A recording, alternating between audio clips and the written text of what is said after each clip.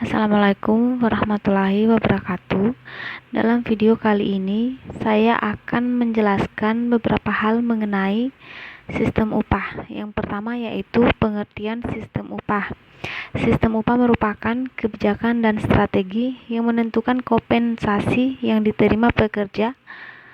Kompensasi ini merupakan bayaran atau upah yang diterima oleh pekerja sebagai balas jasa atau hasil kerja mereka.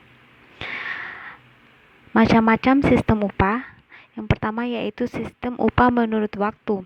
Besarnya sistem upah ini ditentukan berdasarkan waktu kerja karyawan, yaitu upah yang diberikan per jam, upah yang diberikan per hari, upah yang diberikan per minggu, dan upah yang diberikan per bulan.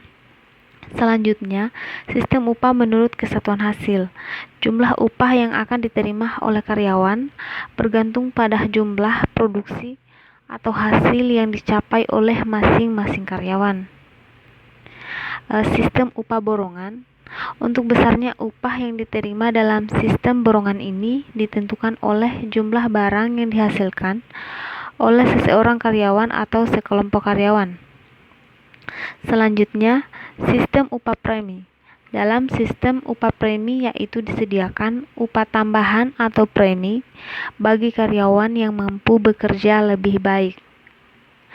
Sistem upah indeks. Sistem upah indeks merupakan upah yang dibayarkan berdasarkan indeksi biaya hidup. Sistem upah skala. Sistem upah skala merupakan upah yang dibayar berdasarkan skala penjualan.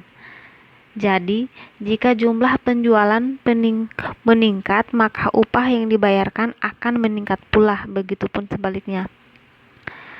Selanjutnya, sistem bonus.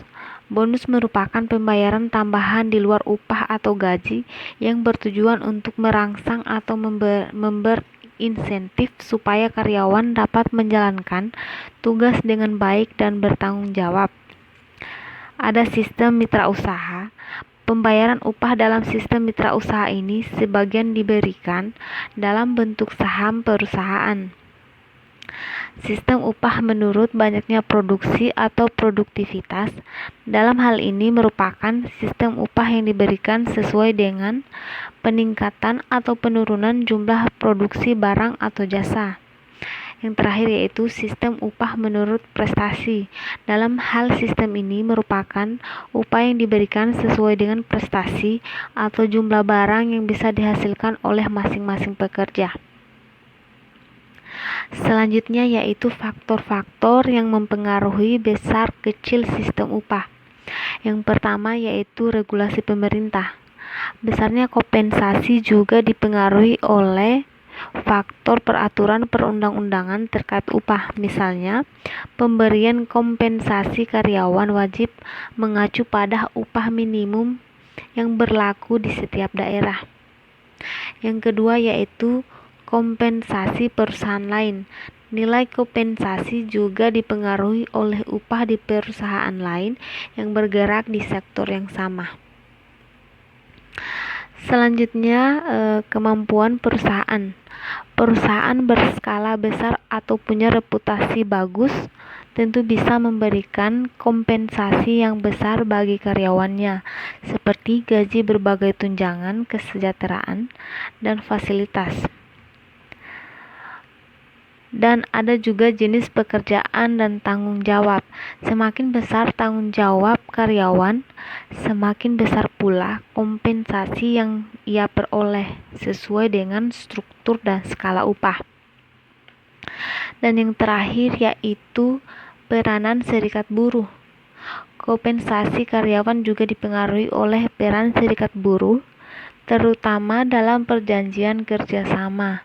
Tuntunan atas tunjangan tertentu dari serikat buruh memungkinkan perusahaan memenuhinya. Dan yang terakhir yaitu beberapa pengertian istilah dalam upah minimum. Yang pertama yaitu UMK adalah upah minimum kota atau kabupaten yang biasanya diberikan kepada pekerja. Biasanya UMK nilainya lebih besar dibandingkan dengan UMP. Yang kedua yaitu UMP atau upah minimum provinsi merupakan upah minimum yang berlaku untuk satu provinsi jika di dalam suatu kabupaten atau kota sudah memiliki ketentuan mengenai UMK yang jumlahnya harus lebih besar dari UMP, maka yang berlaku adalah ketentuan mengenai UMK. Yang ketiga yaitu UMR adalah upah minimum regional yang merupakan suatu standar minimum yang digunakan oleh para pengusaha atau pelaku industri untuk memberikan upah kepada pegawai, karyawan, atau buruh di dalam lingkungan usaha atau kerjanya. Dan yang terakhir, kebutuhan hidup layak atau KHL adalah standar kebutuhan seorang pekerja atau buruh lajang untuk dapat hidup layak secara fisik dalam 1 bulan. Mungkin itu saja yang bisa saya jelaskan. Semoga bermanfaat. Assalamualaikum warahmatullahi wabarakatuh.